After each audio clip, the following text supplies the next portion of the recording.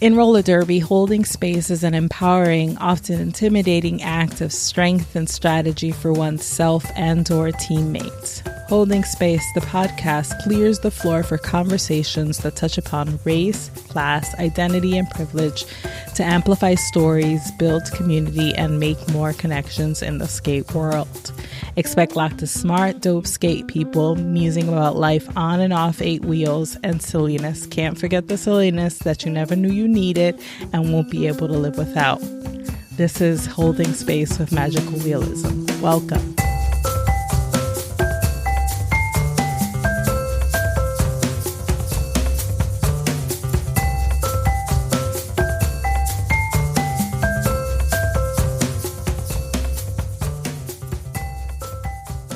What's up, y'all? In the 2019 WFTDA postseason playoffs, the wider roller derby universe witnessed the power and ability of Argentinian roller derby. Buenos Aires' 2x4 became the first South American team to qualify and compete at champs. Sailor City, also from Argentina's capital city, won the Continental Cup East tournament.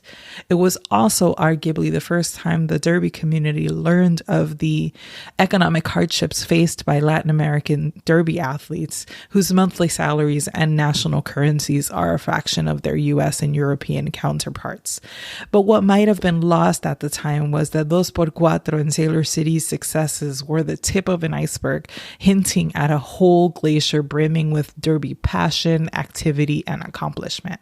Today's guest, Maki Antoinette, head non-skating official for Sailor, fills in some of that obscured context. Maki has been involved in Argentinian roller derby for most of its existence, and in addition to her NSOing, she's also the South American chair for the Roller Derby World Cup. So sit back and enjoy. Thank you so much for talking to me. You are my first NSO. You were my first official interview. I feel so honored. Yes, you're my first Argentine interview. You are, and I'm telling you, like, I feel like I'm talking to a roller derby celebrity. Tell me again, what is your... I know. Because aren't you like the first Latin American roller derby NSO to get a certain certification? Yes. You're a history maker. I'm like so absurdly proud of that. It doesn't make any sense. Tell me what it is. I didn't want to get it wrong. Yeah, no, I mean, that cert is like, the certification for non-skating officials and officials in derby, which is kind of a big deal. I mean, some years ago, I've been doing derby for 8 years now. And, some years ago, having the cert was like this synonymous of status. It's not like that anymore, luckily, because also getting cert is a privilege because you have to pay for it. Shouldn't be a synonymous of being successful or whatever. It's just a neat thing to have, but doesn't make you any more or any less of an official to have it. But I feel like it's a huge achievement because when I started to do this 8 years ago, cert was way more complicated than what it is now. Cert was like you had to, I might get it wrong, but I think that you had to go to an official WFTDA clinic. You had to travel to the clinic and take the clinic. You had to have a set amount of sanctioned gameplay in a period of time. I was in Argentina and I was 18, 19 years old in that moment, and I had absolutely no money. So in that moment, I was like, well, okay, nobody's ever going to get cert here. And it was super frustrating because we kind of grew up like watching and reading about people getting cert, and it was like, well, it's never going to happen here because the WFTDA clinics were mostly in the U.S. and we had to travel to the U.S. I mean, I'm talking about a time where no Argentinian team was even thinking about getting into postseason events. And I kind of grew up in derby. My first years in derby went with this feeling like I'm never going to get cert. Then cert got shut down for some years because they were like revamping the whole program, and when it came back up in a much more easier way. Now you can get the courses online. You don't have to travel to a clinic. You can get any kind of gameplay is valid for cert.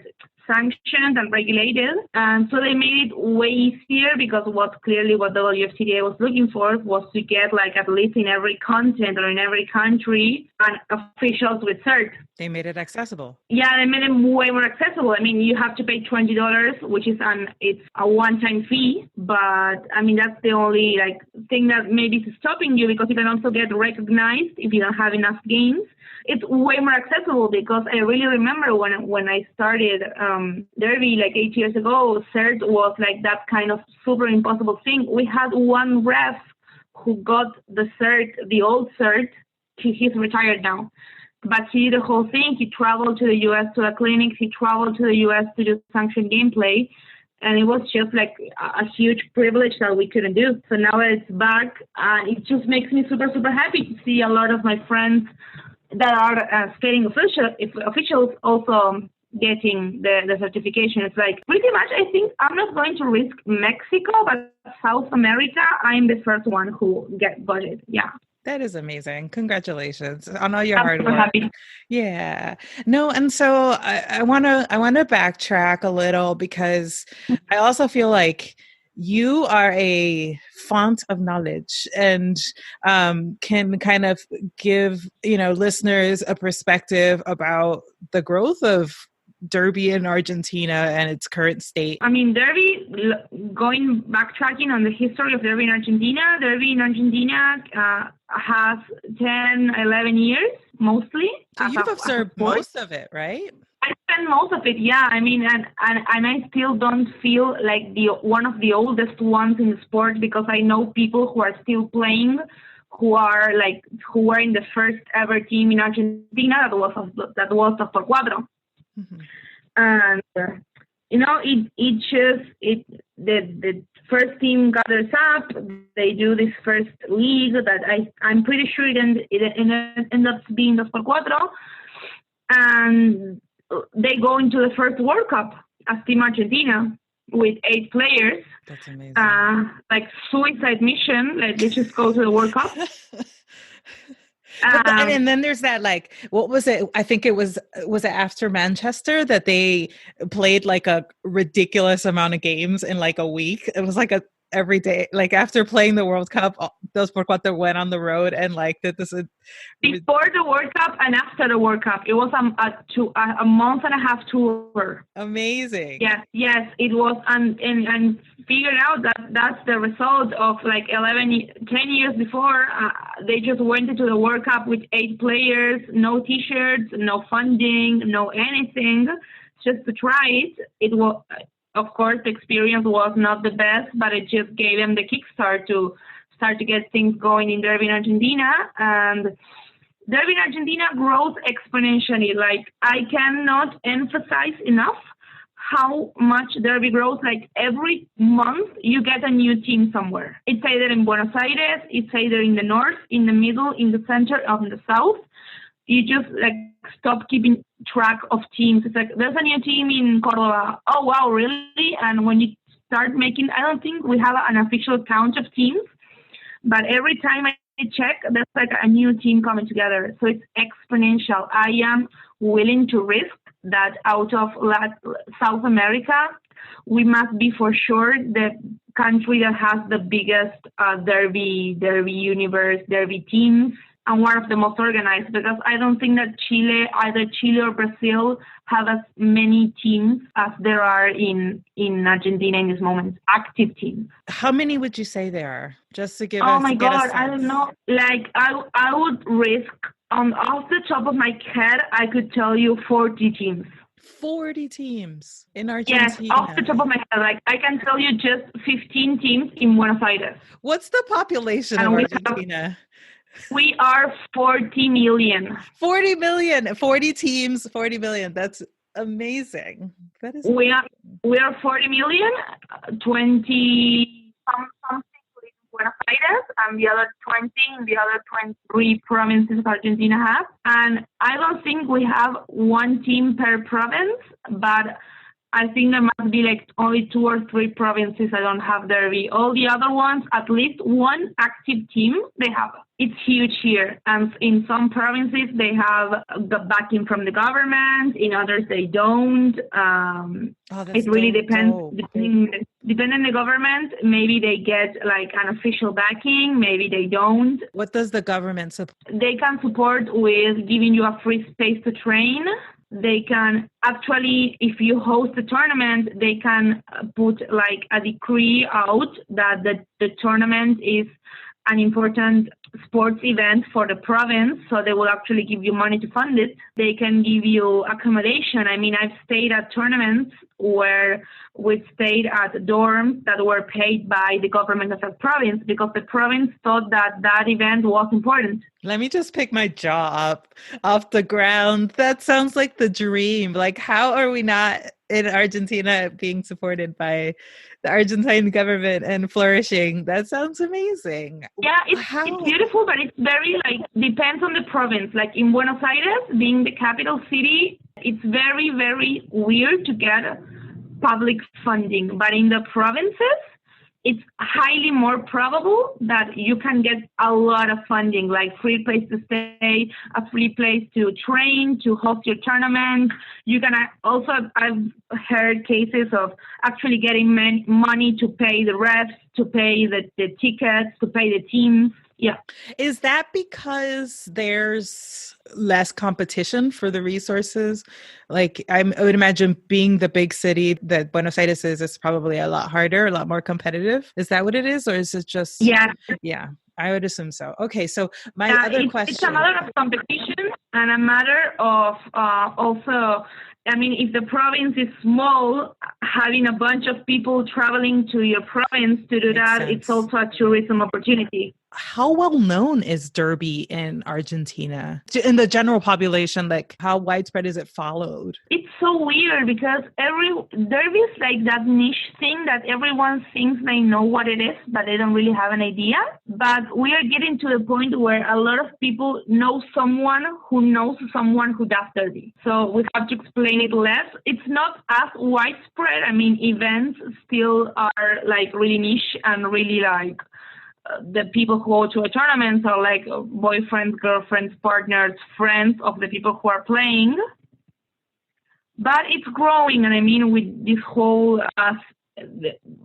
both 2x4 going to champs and Sailor City winning the Continental Cup, they get to accede to like media, you know, newspapers, radio programs, TV programs. So it starts getting a little bit more widespread, but it's still not a massively known sport here, which is ironic because then you tell them how organized we are and how many teams we are, and it just doesn't make sense. Right. Is it associated with a specific subculture or with like the punk roots, for instance? Yes, I mean it's still widely regarded. To people think Derby and they think about the Whip It. Mm-hmm. Because of course.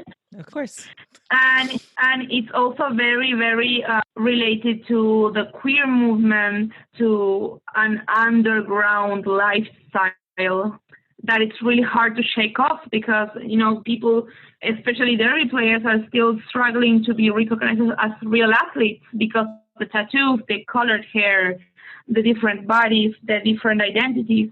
And it gets hard here to be recognized sometimes as a real athlete doing Derby because it's still here sometimes tightly rooted to this punk rock underground stuff. So whenever teams get an outlet, a media outlet, they just really make a point out of it as a sport. We go to the gym, we carry on a diet, we carry on a sporty lifestyle.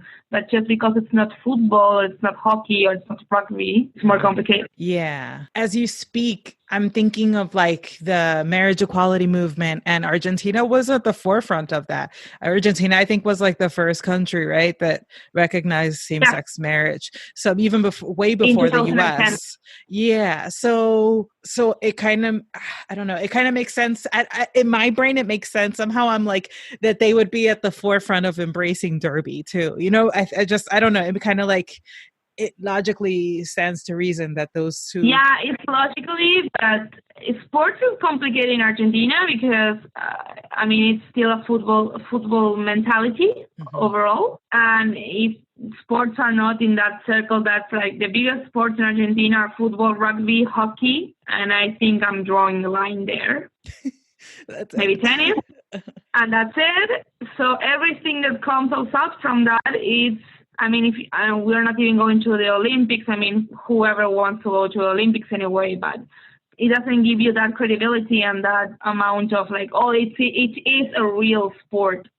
So, and the fact is that is like, it's so related here in Argentina with the equal rights movements and the queer movement. And the Derby in Argentina has embraced gender diversity within our teams way before WFTDA even make the statement. It was just so obvious for us that when the WFTDA statement on gender expansive identities came out, we were like, well, yeah, I know, it's obvious.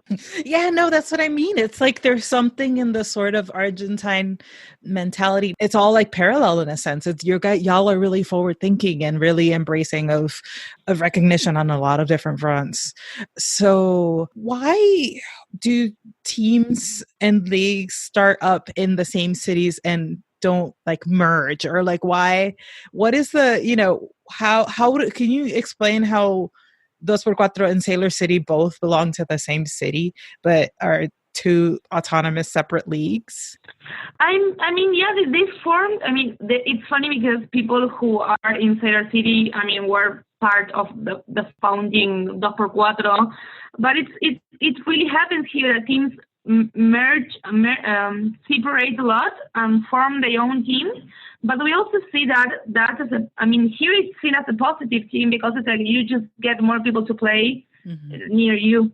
Is it geographically distinct? And I know yes, it's basically the same. They train in the same space and they carry on talks because we are all sharing that Coley overpass space. And we all use it. So the teams just come up and there's like an agenda going on, and every team has a person who is speaking for them, and all the teams organize like you're training 11 to 4 and training 4 to 8, you're training 8 to 12. And it's really organized, but teams never really get into merging. There are really small, not many cases of teams merging in Argentina. Everyone wants to get their own team. Huh. And so in Dos por Cuatro and Sailor City, are there home teams? Like, what are the sizes of both leagues? Yeah, they have both Sailor City and Dos por Cuatro have the categories. You have an All-Star, which are the travel teams. The charters. You have a B category and a C category. And then inside both teams, there are home teams with thematical names.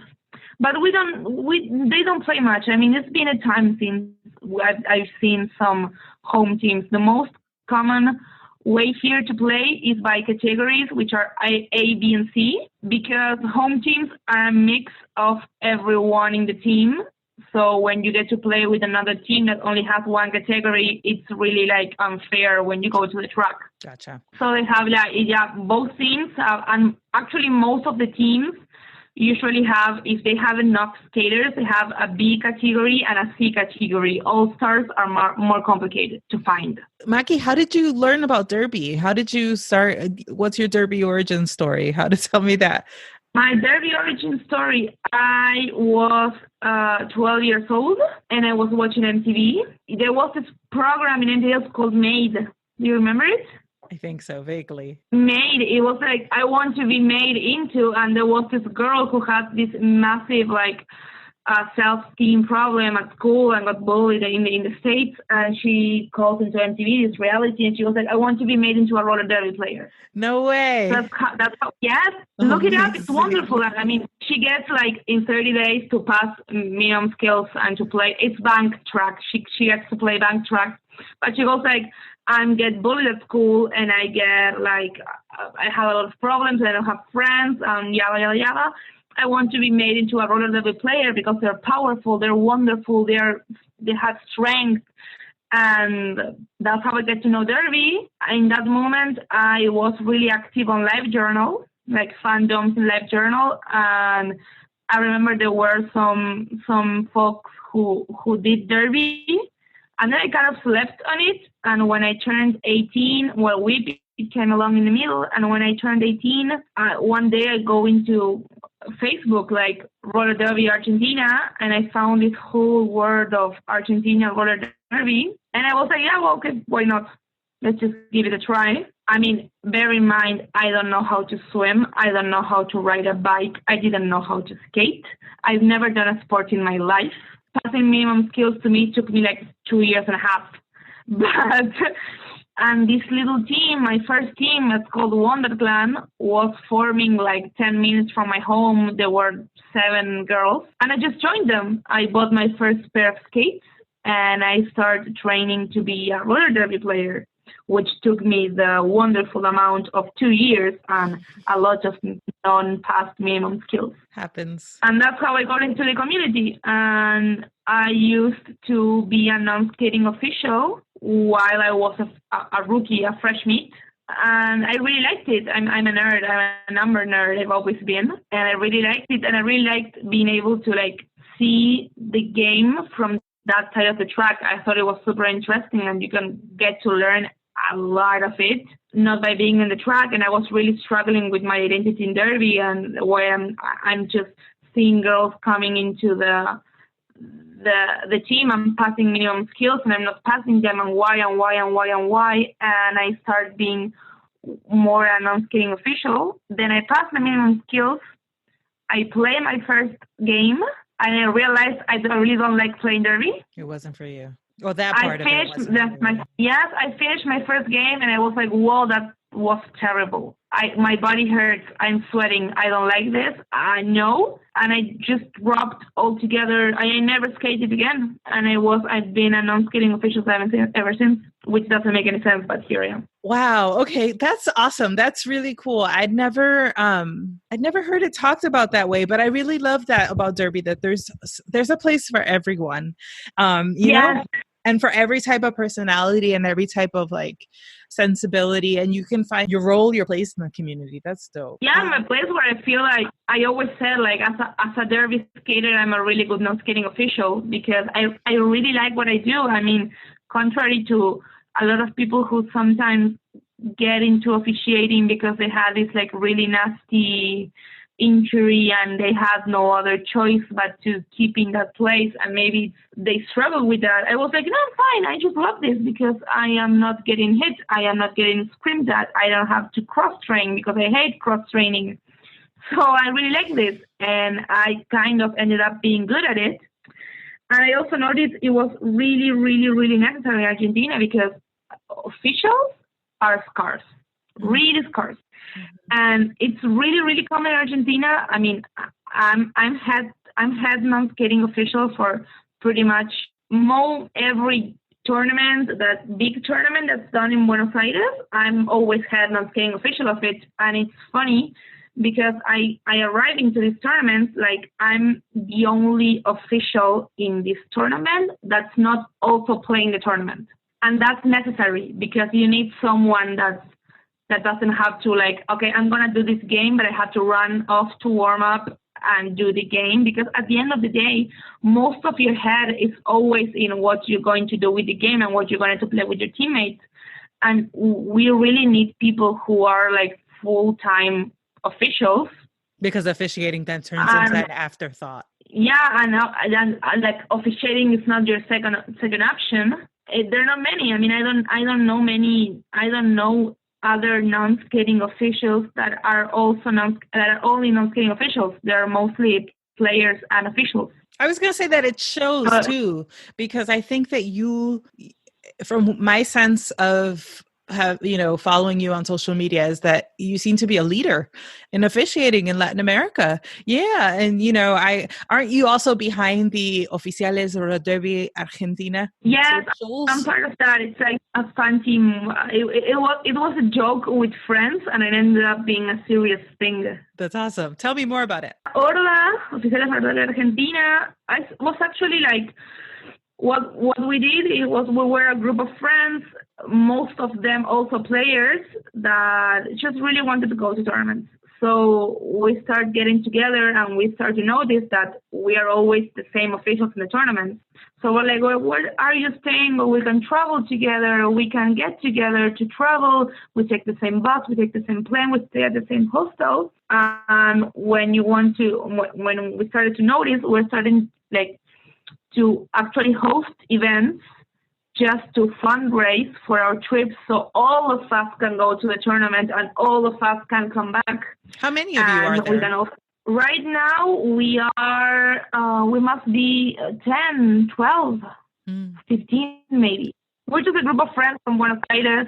There are some from the Cuatro, some from Cedar City, some from Buenos Aires Derby, Jimmy Rustlers. So it's a bunch of teams. And we're a bunch of players and officials who just got together and we like officiating and we like making things happen, and we're going to travel everywhere we can, and we're going to pay it however we can, and we're going to fundraise for that.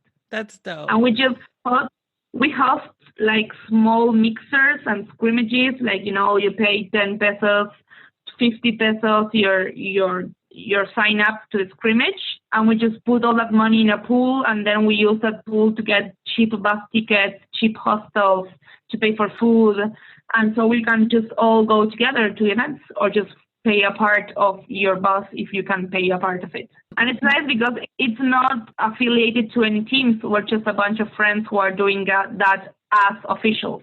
That's wonderful. Do you have like a public GoFundMe or some way? No, we don't currently, because also GoFundMes are complicated because Argentina's economical situation is very complicated and our laws are very difficult. So if we raise a GoFundMe, I don't know how it is to take the money out. I think someone in the US has to take it out and give it to us, like in our hands, because Argentina does not allow us to do like money extractions from web pages like PayPal, whatever. It's more complicated than that. So we just fundraise like, hey, scrimmage, come here, help an official out. You touched upon the economic situation. Would you say that is the hardest hurdle, the biggest challenge for growing derby or for practicing derby in Argentina? No, money. Money is everything. It's so sad. It's so sad because money, it really is everything. And Argentina's economic situation is a mess. Our past government, which was much, I wouldn't say it was a right-wing government, but it was a center-right.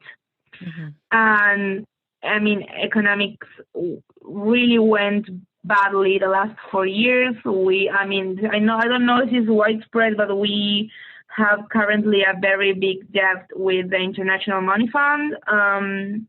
Anyway, politics. Roller derby is inherently political for me, and money is a big thing. And Argentina is so complicated because everything is so heavily regulated that really, even getting equipment is a nightmare.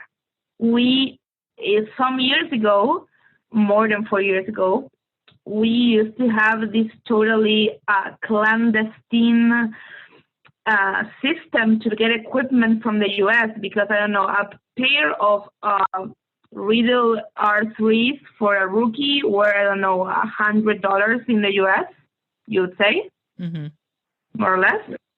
Well, in Argentina, in a store that sells skates, you could pay them up to $400. Oof.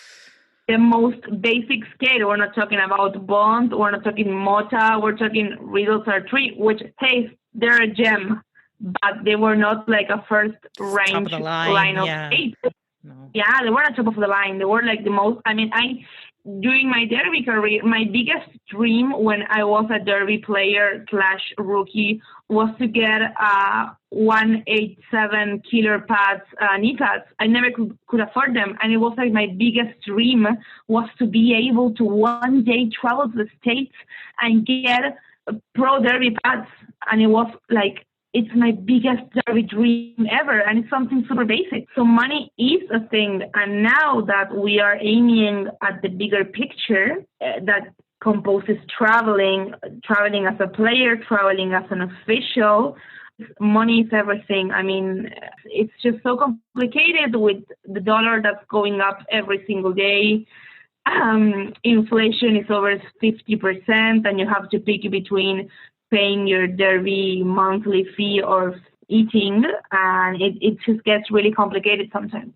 And flights are so expensive. And imagine we had this like super clandestine system in which to get cheap, not cheap equipment paying what it was worth in the US. We had air hostesses who would, every time the American airline air hostesses, every time they travel to the US, you would give them the money and they will buy the skates for you and they will bring them back and you will pay for them for that system, for that favor they would do to you. They'd get like a little. So everyone was like, do you have the number of the air hostess that does the delivery of the skates?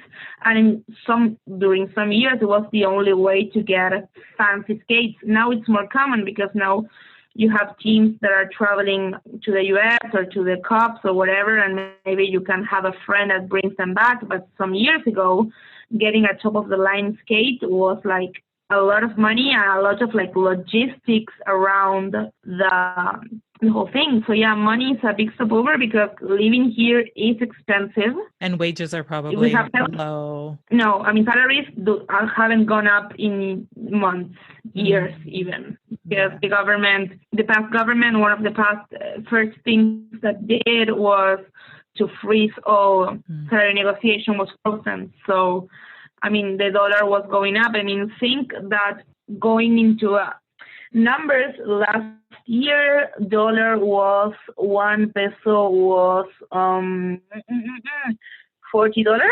give or take, 30 something. And right now it's 80 in 1 year. And my salary hasn't changed. You don't have to tell me your salary, but tell me someone's like a typical average salary here, or in Argentina rather. In Argentina, I mean, everyone's going to tell you a different number. Once I got asked this, and I told them that what does a teacher earn? Let's say what a teacher earns. What does a public school teacher earn? Oh no, like teachers are like in a misery. Teachers are like you have to have like 5 jobs to get a decent living wage. Teachers, especially teachers. I would say like the average salary has to be like 30,000 pesos a month. And I think I'm being generous. A month. So you have to split that by 80. I don't know how much. So that's $375. I brought my calculator out. That's $375 a month. Yeah, and you have to pay you have to live with that a whole month, and the month is long sometimes. My goodness. And if in the middle the dollar goes up, gas goes up. If gas goes up, the food goes up because the food gets to the supermarket by cars. Sure. It really happens here that, I mean, in example, I go to do grocery shopping every Saturday morning. And I never pay the same, and I always buy the same things. And right now, I mean, and talking about GoFundMe's, we very soon Argentinian teams, Cero City and Los Cuatro mostly, are gonna have live their fundraisers. Mm-hmm. And Argentina right now is in a very complicated situation because some of the measures the new government has taken to try to put the economy back up is a tax. And what this tax does is that everything that you purchase with your card that's in United dollars or euros or pounds get applied at 30% tax. Every single thing that you buy. Plane tickets, 30% extra. Hotel, Airbnb, 30% extra. Even if you have pesos and you want to go to an exchange house. The way that the government puts it, it's called Ley Solidaria. And it's like, okay, we don't have money in the national bank to pay the debt, so we're gonna really put taxes on luxury stuff like buying dollars, like traveling to the US, like having holidays in Europe, which are a luxury. So we're going to apply a luxury tax to that. So we can make money from that, which is highly debatable. I mean, you can be for it or against it. I'm not going to go into that because I know that Derby in Argentina has really a separate opinions on if it's okay or not to do that. But the truth is that being like now, if you want to travel to playoffs, it's 30% more expensive. Yeah. Something that was already Expensive, pretty now unreasonable. Yeah. Do you have like any sort of ideas about what us in the States or, just outside of Argentina, any sort of ideas thrown around? It's just a matter of like when the GoFundMe's go live, like if you can spare a dime, go for it. Because that's money that the teams are not going to get until they get to the US. So everything that they pay before the trip is going to come out of their pockets. And it's madness. It really gets madness. I mean, I really look at the teams who are doing 2 or 3 travels a year, and I have no idea how they're doing it. I mean, I'm going on holidays to England in a month, and I've been doing like working like crazy and saving like crazy, and it's a huge sacrifice for me to go. And I mean, I live with my parents, I don't pay rent, I don't pay university because it's free, so there's a lot of like monthly things to spend that I don't have, and it's a huge sacrifice for me to do this. And I can't imagine what it is to like teams like 2x4 or Sailor City who are right now planning 2 or 3 trips a year, and they're probably still paying last year trips. I have no idea how they do it. My goodness. Okay. So that's good to know that their fundraisers will start soon. The Sailor City fundraiser is already live. I was going to do a thread on Twitter about that later, but Sailor City's fundraiser is already live. I think it went live like yesterday, and 2x4 should come along soon. Sweet. And I feel like if someone out there knows of anyone traveling through Argentina, should probably maybe get in touch, because that could be a way to like pass on supplies or something too, right? I'm sure that would be really helpful. Yes, I remember the first time that we got like #fancy equipment. It was thanks to Derby Without Borders, because it was when 2x4 went to the Big O, and they made this box, like if you have any equipment, a care package, like if you have any spare equipment and you don't want anymore, drop it here and we're going to bring it back. And I remember that they brought back like helmets, wrist guards, elbow pads, wheels, toe stops. Like here, I remember there was a time where if you could get the gumball toe stop, that's a really common toe stop for Derby. And if you could get it here, it was like, whoa, she has like luxury toe stops. Because getting one here was like, I mean, that was the kind of things that you would get someone to bring you a box of gumballs toe stops from the US, and you would do like a Facebook post to show them off. Aww. Because it was like, I have neat stuff now. Yes, look at my things. Yes, look, I have like, yes, and we laugh at it now, but it was having, oh my God, the mouth guard, Sisu mouth guards. Yeah. Luxury. Anything that I love that much, I would totally be like, everyone, look at my thing, look at all the things. Look at my thing, yes, it was like the neatest. It's easier to get equipment because they travel more, and everyone knows someone who travels, and things can be arranged. But 3 years ago, it was like we were in this clandestine network with American Airlines air hostesses to get us a pair of Raider wheels.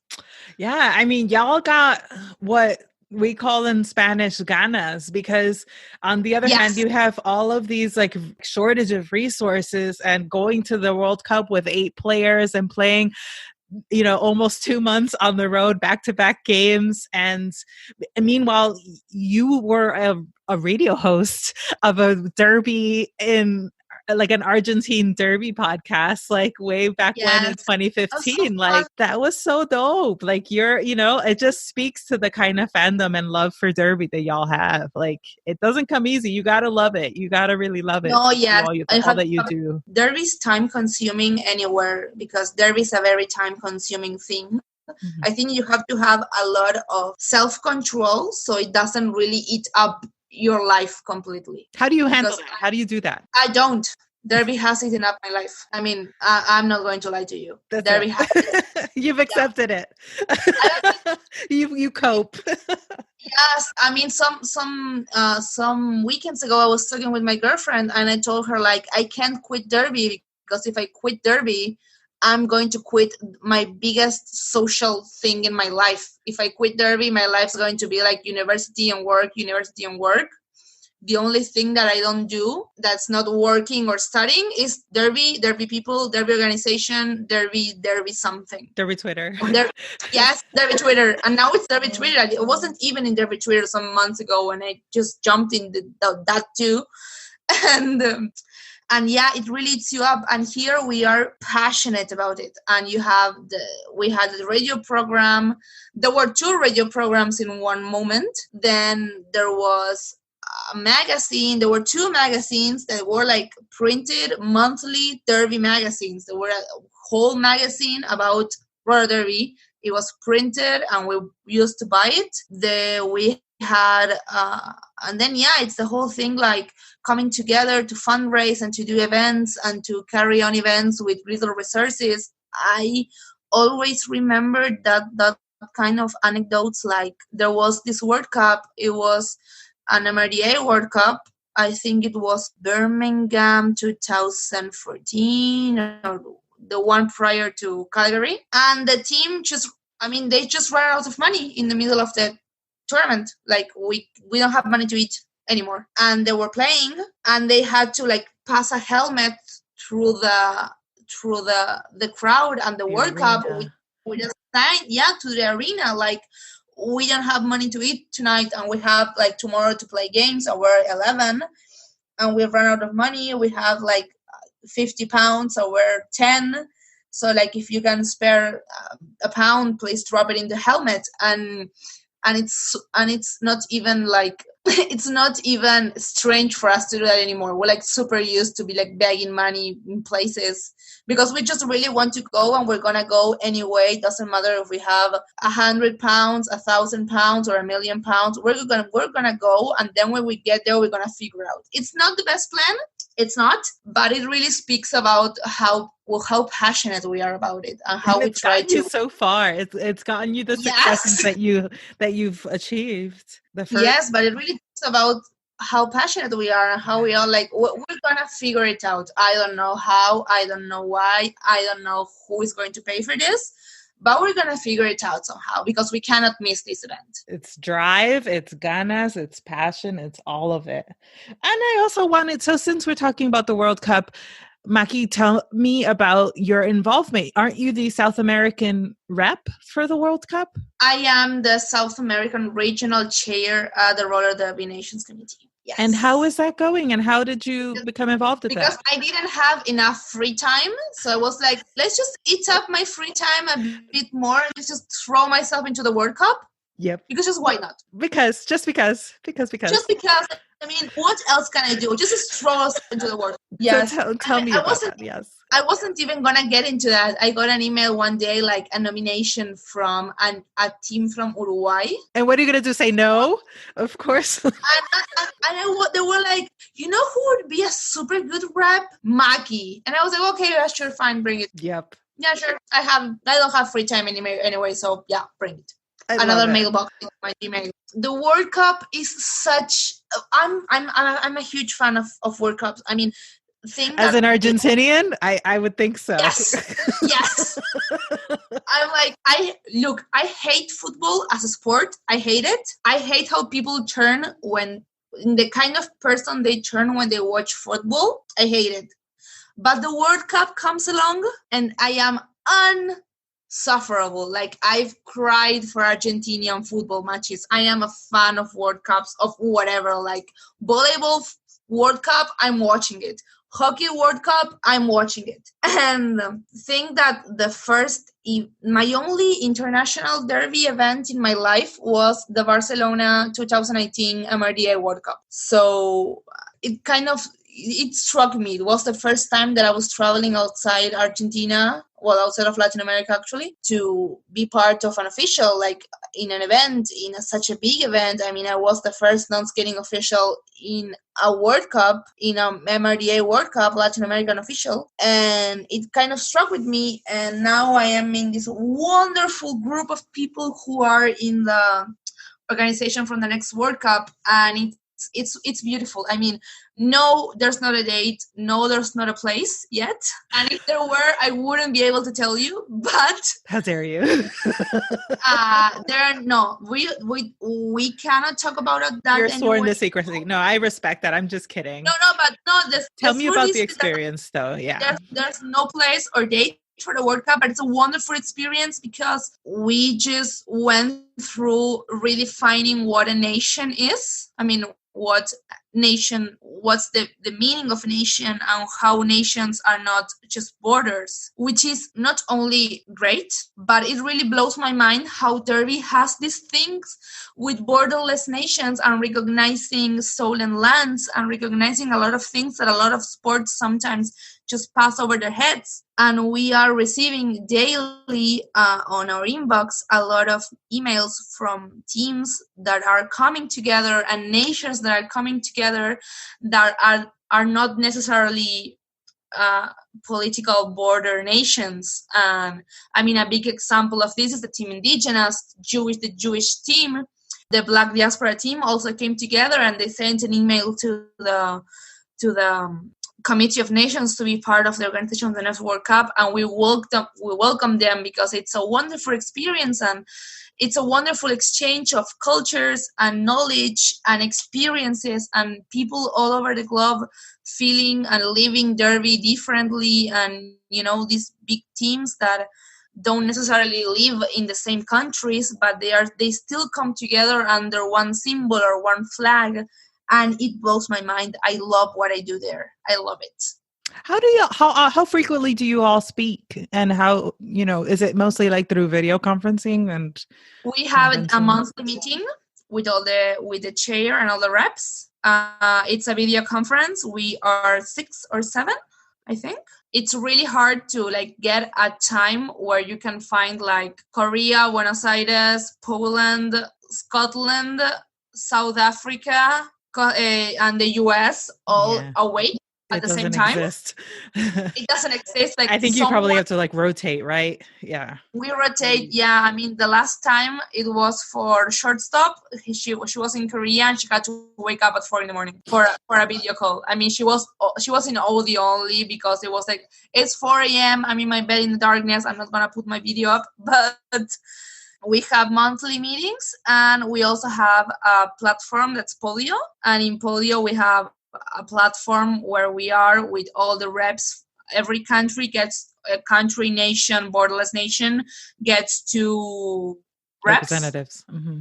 Yes, and the whole direct body of directors that we are 7. And then we have a separate team just with us. That's awesome. Where we'll discuss, yes. And when we we'll share Excels and spreadsheets and whatsoever. And we also rotate to take charge of the email and answer doubts, because we get doubts on questions about not only the date and the place of the next World Cup, but more hey, I married someone with this nationality. Can I be part of the national team? And we kind of try to help build the bridge between those people and the teams so they can put themselves in touch. Because, I mean, at the end of the day, I am no one to tell you if you can play for a national team or not. Mm-hmm. We can just build bridges between that person and their team and the team they want to apply to see if they can be part. Because at the end of the day, every team has their own eligibility conditions. Sure. Yeah. But it's wonderful. Awesome. I mean, it's been blowing my mind, the whole thing of seeing so many teams come together that, I mean, it started with Team Indigenous and it started with the Jewish team. And I remember this game that was a Champs, a game without borders. Mm-hmm. And now there are so many teams that are coming together under this new definition of what a nation is. and it makes my heart feel full, and I cannot wait for the next World Cup where we can bring all that to the table, because it's really going to open a lot of discussions that we need to have in the derby community. I think it's going to be a wonderful experience for everyone. So I'm really looking forward to the day we can actually put together a date and a place and a plan. We're waiting with bated breath. It's going to be dope whenever that is, because I'm excited. It's so awesome to see it from just this vantage point. I can only imagine from within what it must be like. To close up, I wanted to ask you about what's your favorite self-care tip?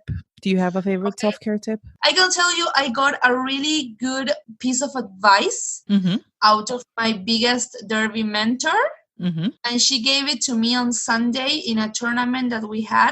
And I think it's going to be like my 2020 motto. And it was like, I was panicking because I had, the tournament was not going well. We had officials missing. And the team that was going to play had a problem with their armbands. And I'm starting to worry about the team. And she comes to me and she tells me, I'm going to give you something that my therapist told me. Imagine that you are working in a store that sells food, a big store that sells vegetables, fruits, meat, milk, whatever, like a supermarket. And your boss comes in and he tells you, take care of the apples. What's the natural question that you would say to your boss? And I answered her, just the apples. And she was like, yes. I think that's the point. It's like, if I have to worry about my job, don't start worrying about everything else that's not in my scope, because I'm going to go crazy. So I think that's going to be my self-care tip of 2020, like just the apples. Great. Thank you. What about holding space? What would you like to hold space for? Be it an issue? I don't know. This is like your free space. Tell me.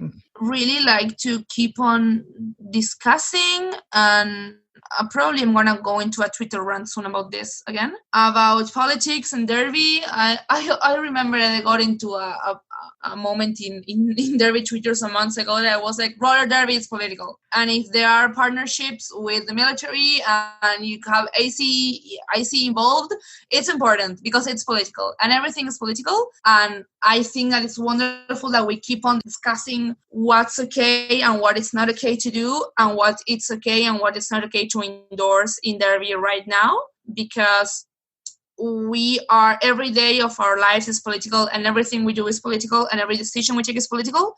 And I think we really need to keep on that discussion within derby and within our sport and within our communities and with the lives we're living and our teammates and whatever. So yeah, I'm going to keep on speaking about that and thinking that it's an issue that we have to tackle. And to tackle, but not to run away from it. Sometimes these issues get buried under like all of the different other topics. So sometimes you got to refresh, you got to bring it up to the surface and bring it up into people's front of minds. I agree.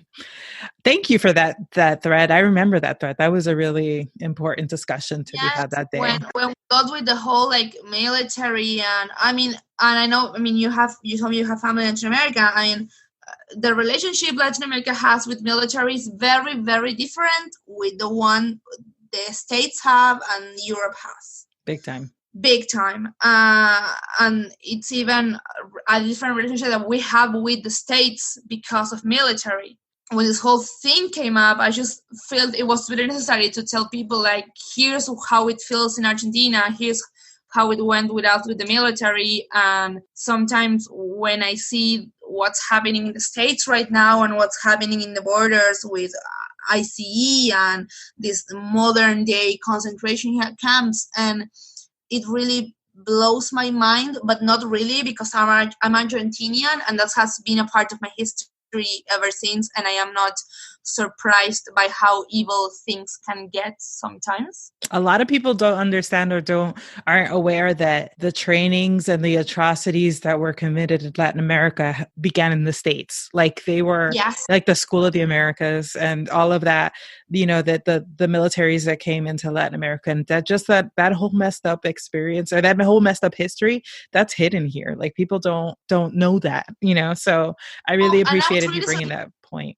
And I really was surprised when the thread it didn't blow up, but it became relevant because a lot of people were like, I had no idea this has happened. It was like, I'm not surprised that you didn't have any idea this has happened, because you don't usually learn Argentinian history in school, but it's big and it's an issue and it's terrible, and it's something that every day of my life, like my day a day, has once a day we remember something that happened in that time in the 70s, and with the desaparecidos and the missing ones, and that has a big influence on our perception of military and our perception of politics and what we want and we don't want.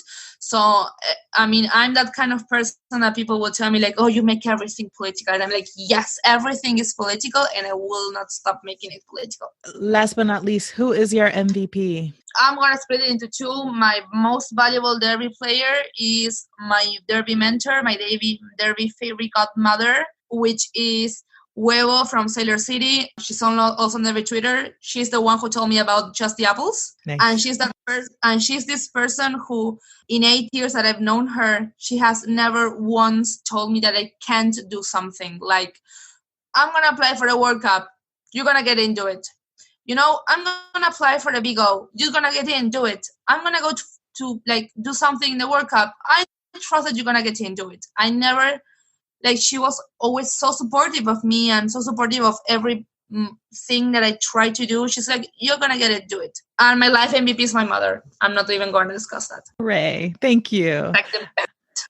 Dope. Thank you so much, Maki. This was awesome. Thank you.